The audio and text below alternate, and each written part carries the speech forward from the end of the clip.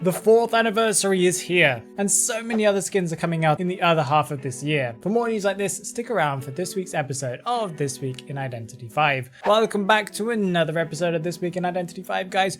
We have so much to talk about today. I've got like a page of notes here, so let's quickly brush over as fast as I possibly can over what we got last week. Last week we got the Link Click crossover with the Lu Guang and Cheng Chao She skin that is an A tier skin for Wu Chang, along with his A tier accessory, the time camera, that has some nice effects. We also got a package where you'll be able to purchase both of these together, and we also got a crossover event to come with this. This crossover event was quite an interesting one. I thought it was going to be very simple, but it was actually very complicated, where you had to go into the event and do daily check-ins and go into a specific map and take pictures with other people on a designated spot of that map. And then of course put those photos in this massive photo frame gallery thing. This was really cool, and I liked it. I wish that they had done something a little bit different, but I do think that they put some effort into it that I think is quite nice. Another event that we got last week was the invitation from Belostain event that was, I think, connected to the 4th anniversary. I'm not completely sure, where by doing a daily check-in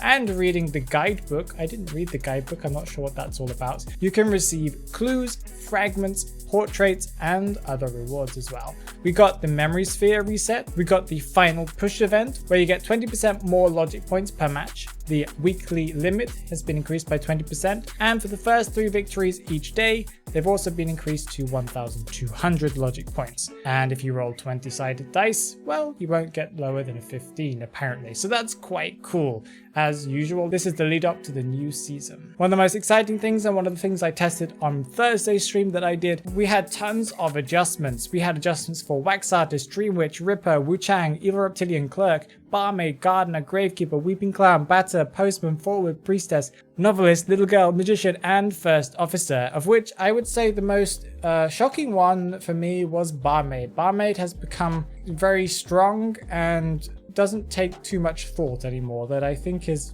a bad thing. But hey, Wax Artist's change feels really good. I still think he has similar weaknesses, but it's a little bit more consistent in what he can do now. That should make him more fun to play. That is great. And the other adjustments, I think, for certain characters have been quite good as well. We got the area selection mode added, where this was added to custom mode, custom legendary, and of course if you are in rank, if you're above tier 7. We tested this out on the stream, and it does feel a little bit unbalanced. I'm not completely sure how balanced and how quickly they'll get rid of this, because it's a very weird way of choosing spawn points, but I guess in some way it is competitive. I think it just needs major tweaks to it first. We got some other battle adjustments, so there are 10 seconds less for you to be able to pick your characters in the picking character screen, and 5 seconds less than before to be able to ban characters. So they're just trying to make the matches start faster. There was also a slight change to Painter's paintings if there's a long stun, and Barmaid has had one of her missions changed because her abilities have slightly changed. Oh, and of course they added the very important do not disclose gender that you can now get for free for the first week. And that's pretty much it that we got last week. We got quite a lot, so let's talk about what we're going to get this week. And it's quite a lot. I'm not even sure if I got everything here, but I did my best to put everything down. First of all, we're going to be getting Season 22. So what does that mean? First, we're getting Season 22 Essence 1, that's going to be the Anniversary Essence, with the S tier skin for Coordinator, if I remember correctly, and 2 A tier skins. One of them is for Entomologist, and the other one is for Naiad. And of course, we're getting some very fancy B tiers for a myriad of other characters. So this is really cool. I think the skins have a nice theme. Of course, this is the Anniversary Essence, meaning we are also getting Identity 5's 4th anniversary. For this 4th anniversary, we have a ton of stuff coming. First of all, we're getting some rewards. We're getting 10 anniversary essences, so this means that you'll have a higher chance of getting maybe the A tier or the S tier. And we're also getting 10 memory spheres that will mean that since we've reset it, you might be able to get that guaranteed A or S. I still haven't got my guaranteed S from the very beginning of them even adding this, because I just don't play the game as much anymore. But I'm really looking forward to be able to getting that promised S tier, because I'm getting so close. I think I need to open 20 more essences or something like that. All characters will be able to be played for a period of time, I'm assuming for 2 to 3 weeks. This means that you'll be able to play anyone you want, hunter or survivor. We'll be getting the prologue event for the first week, because that's of course what we're talking about is what we're getting next week, where you'll be able to receive a Mr. Inference graffiti and a B tier accessory that's like a bottle with the special plant from the storyline, that's this 4th anniversary storyline. That's going to be cool. I can imagine there's going to be a lot of reading with this prologue event, or I'm not even sure if it's chapter 1 or prologue. I think it's prologue. If you complete tasks, you can also receive an A costume unlock card, and it's a permanent one. Yay! We'll be able to get a permanent standby motion unlock card and a dynamic graffiti that is kind of based on Coordinator's S tier skin. That's going to be very nice to have because people like showing off their original graffitis from when they were around for that one event. By unlocking anniversary memories and finishing a quiz that might be the same thing, I'm not completely sure, you'll be able to receive a B skin trial card, a Lady Truth portrait, and you'll also be able to receive a character unlock card. And I'm not sure if this is a temporary one. It did not say temporary, so maybe you'll just be able to unlock any character you want. I don't feel like that's going to be the case, but it's possible. Okay, moving on from the anniversary, we're also with season 22. We're getting a new logic path and we're getting new rank accessories. So let's quickly talk about the logic path. If you get far enough in the logic path, you'll be able to get the A tier skin for Gravekeeper called Mural Conservator. I think that's how you would say that. And you'll be able to get a portrait frame, and an accessory for Gravekeeper as well that are all themed around his A tier skin. It's a very nice skin. I'm not very sure about the accessory, but I think the skin and the portrait stuff are really nice. But Gravekeeper is not only getting that, but he's also getting an S tier rank accessory with this season's rank accessories that you'll be able to get by completing rank matches. He's getting the Gehenna S accessory that I've just seen the effects for. It makes his digging into like a volcano magma lava stuff. It's really kind of cool. Nightmare is getting the poison pen that kind of adds some fiery red effects to it, as kind of expected, but it's nicer than I thought it would be. And he also explodes with fire when he kind of comes out of his teleport. And Novelist is getting the crypt text accessory that means he kind of looks a little bit like Prisoner's accessory, where there's like numbers and words going around him, kind of similar to Clerk's accessory too, when he's kind of getting inspiration or taking control of someone. That I think is quite nice. It's a very nice effect. What can we expect from the future? Because a lot of these things could be coming out this week, but I'm not completely sure if they've been confirmed to be coming out this week. First of all, some rumors about the Ashes of Memory from a post that they posted on their Twitter. This is the event that's coming in December, and it's supposed to rival the grandiose version of the Time of Reunion event that we had in November last year. I thought it was supposed to be connected to the fire that happened in the circus that had a lot of characters related to it, but from the picture it seems more to be a fire related to the manor itself. There was a fire there, and maybe this is going to be related to Burke. Maybe we're going to get a survivor version of, you know, Mad Eyes and stuff like that, and that'd be really, really cool. Survivor version of Bonbon? I'm very confused. And this is just going to give us more information. I think this is really cool, and I'm looking forward to seeing what that comes with that event. They just announced an A tier skin that's kind of off of the game that you'll be able to purchase outside of the game, but will give you in-game content, and it's a Noir skin for Sia that I don't really know why, because I thought we just had this white version of this skin revealed, and it's also a Truth and Inference skin, so I'm very confused as to what everything is. We have a package here, a package there. It's a nice looking skin, but I'm very confused. We had the new survivor announced to us called the Composer, and he seems to have some type of musical ability. Although he has a piano in the background, he's busy hitting one of these metal rods. I think they're called like tuning rods or something like that, that you sometimes use to be able to tune instruments, and you use to sometimes tune pianos, I think. It's going to be interesting to see what his abilities are. Maybe they're going to be music related. I really hope so. But this might be the second character, because I thought that the Antiquarian might also have some type of music or magical effect too, so I'm not sure. We've had 2 crossovers announced to us. We've had the Angels of Death crossover that is an anime / game, and Project 02 that seems to also have another name, I'm not completely sure, that is also a crossover that I have no idea what that's about. No clue, haven't researched it, have no idea what it is, but it has a cool name. And what happened to Project 01, that's what I want to know as well. People are really excited about the Angels of Death crossover, as a lot of people have apparently watched it, and I had never even heard of it until I researched it. And this is really cool as well. It feels like NetEase is just dropping crossover after crossover. They still haven't even announced any of the content from the previous crossovers that they announced to us, like the one that was the steampunk one. When is that coming? I'm looking forward to seeing the results of that one.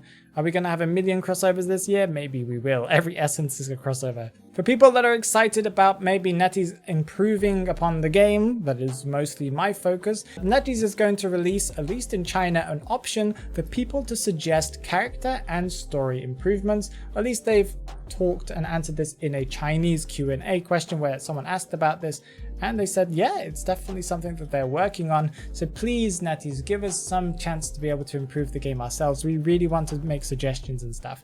It doesn't help when NetEase does not listen to us or even gives us an option to listen to us. Connected to character balancing and stuff like this, Joseph, photographer, will not be receiving any adjustment. There's been rumors for a very long time about him getting an adjustment, and NetEase even promised to adjust him around a year ago, and then nothing ever came of that. And it seems as if NetEase has decided not to, because apparently his win rate is too good. That once again doesn't tell you everything. We've already discussed this on my video that came out this weekend. If you haven't watched that, make sure you watch that already. Win rate isn't everything, NetEase. I'm sorry to say that. It just feels like you guys are really focused on win rate and not on some of the other balancing issues that exist in the game. Time to talk about skins, and it looks like we're getting a ton of skins soon. Possibly this week or the following week we'll be getting back the Monstrous Bird Gardener skin and the Belladonna Bloody Queen skin that will be coming back for the anniversary. I think a lot of people already knew this one, but these are some skins that were fan favorites and were voted to come back. Wu Chang will be getting a carry animation accessory in a rank accessory essence thingy sometime this year, we'd assume, and Psychologist will also be receiving some type of accessory in September. They've confirmed specifically September. Very random, but okay. Now let's get specifically into the skins that will be coming this year. Gardener will be getting a limited S tier skin this year. Lucky Guy, Lawyer, Disciple, Sculptor, Painter, Embalmer will also be getting skins, either A or S tier, and they will be coming out this year. Naiad, Little Girl, Dancer, and Painter will be getting Deduction Star skins that will also be released this year. And confused if NetEase is talking about Chinese New Year. Maybe they'll be coming at the start of next year, because this could be Chinese New Year that happens later in the year for us. But that is a ton of skins already. And Acrobat will be getting a time-limited S costume that will be released in the shop this year. Going by NetEase's kind of previous actions this year, they do seem to like drop 1 million skins in the store and stuff like that at random points, and then just give us dry spells for like 2 to 3 weeks after. So it's possible all these skins will be coming out more or less at the same time, and it's just like, hey, take them if you can, because the next few weeks you'll have nothing. Be wary of that, and make sure you have some fragments and echoes and money saved up for this for these skins coming, because they will be coming out. With this anniversary, we'll also be getting all of the Ivory Tower skins that were the kind of the blue school uniform skins that were for 60 echoes each. You could buy them. They'll be coming back for this anniversary, and some of the 1 series skins will also be returning. I'm not sure how many. It seems like it might just be 2 of them, but maybe just the ones that were voted as being the favorites will be coming back, but they'll also be coming back as well. And there are rumors that there's going to be a new pet coming in July and maybe August, and we have no idea what it is, but they're hyping it up as being something super special.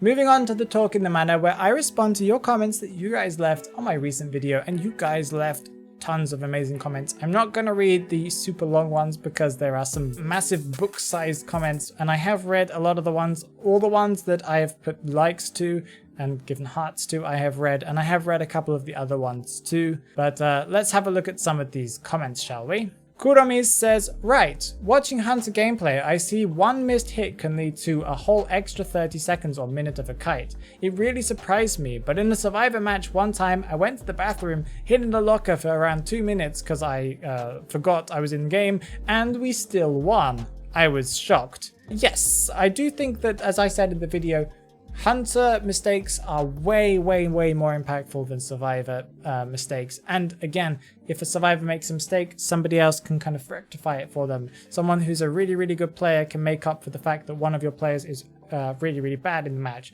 Not saying that any of you guys are bad at the game.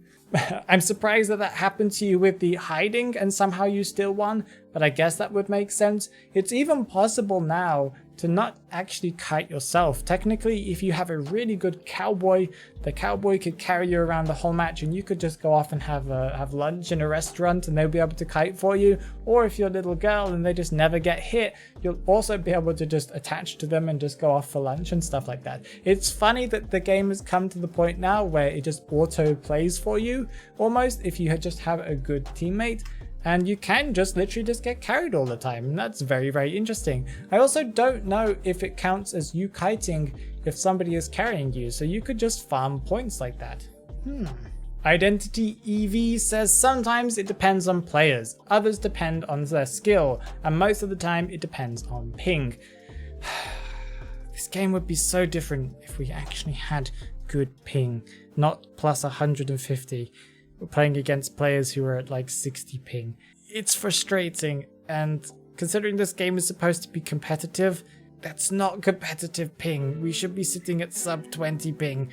Why is this? Why? Which thing about the anniversary are you most excited about? Please tell me down in the comments below, and remember to like, subscribe, and check out the Black Phoenix Plus channel and my TikTok, where you'll be able to get updates about exactly what comes out on the day of the patch. Have an amazing day, guys. Bye.